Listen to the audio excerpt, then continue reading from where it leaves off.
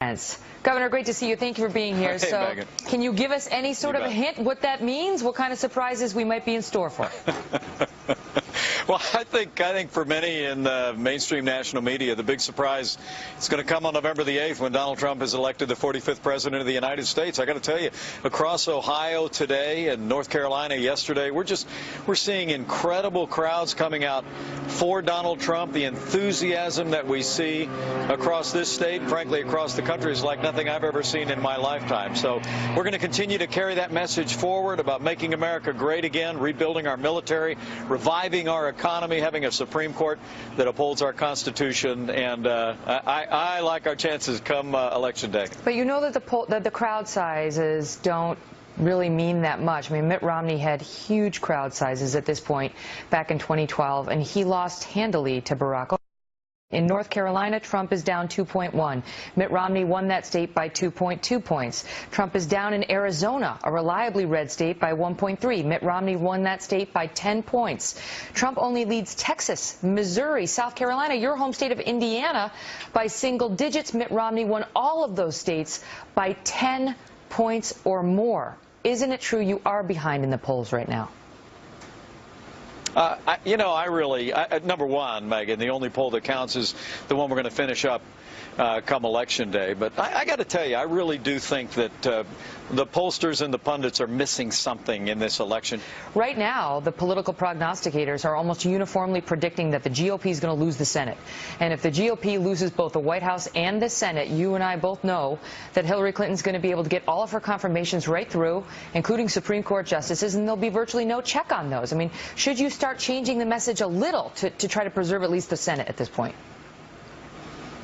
Well, look, my message in North Carolina yesterday, Donald Trump's message in Naples on Sunday night, is that it's time for Republicans to come home.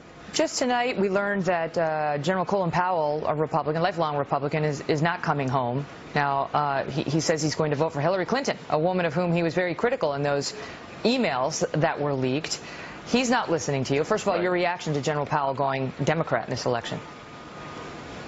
It wouldn't be the first time I disagreed with General Powell. Look, I honor his service to the country in uniform. I honor his service as Secretary of State. But if memory serves, he supported Barack Obama 8 years ago. So I'm not really sure it's particularly newsworthy that he's supporting another Democrat for the White House, even after 8 years that's weakened America's place in the world, stifled America's economy. But he's entitled to his opinion.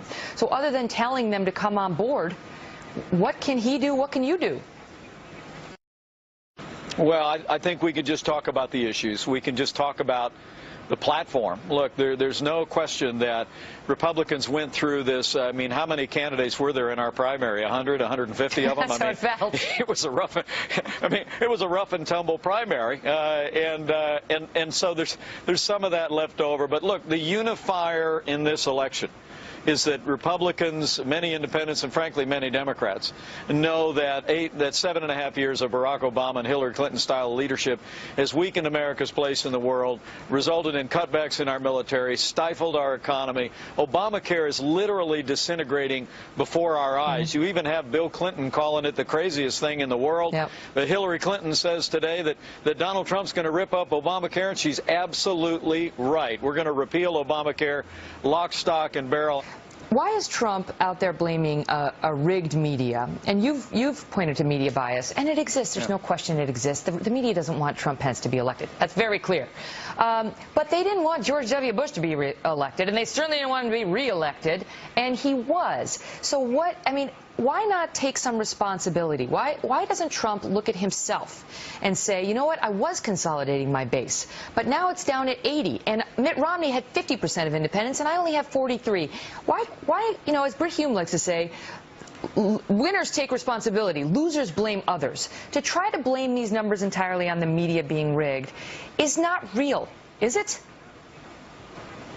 Well, I think, I hear that riff a little bit, that pointing out the overwhelming bias in the national media is somehow, making an excuse. I think he's just making an observation. I mean, Media Research Center just came out with a study of media coverage. It showed that since the conventions, I think the number was that Donald Trump had gotten significantly more coverage, and more than 90% had been negative. I mean, well, that's I think because people a out there tape know came that out media, showing him saying he wants to grab women by the you-know-what. I mean, well, you know as well as I do, he does very controversial Megyn, long things. Before that.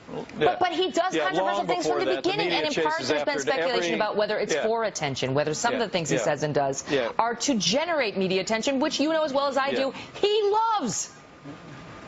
Megyn, I got to tell you, most of the people I'm out campaigning with know that it's been 2-on-1 from almost the beginning of this campaign, with the media doing half of Hillary Clinton's work for her. But the amazing thing is that we continue to see this movement growing because the American people are talking to each other about the real issues in this campaign, not what the media is chasing after any given day of the week. He's talking about it. And we're going to fight all the way to the finish. Governor Pence, respectfully, and then I'll give you the floor. But Donald Trump went to Gettysburg this weekend to lay out this new agenda, you know, this contract with America, and he started it by saying he's going to sue all of the women who are accusing him. And you know as well as I do that those lawsuits will go nowhere.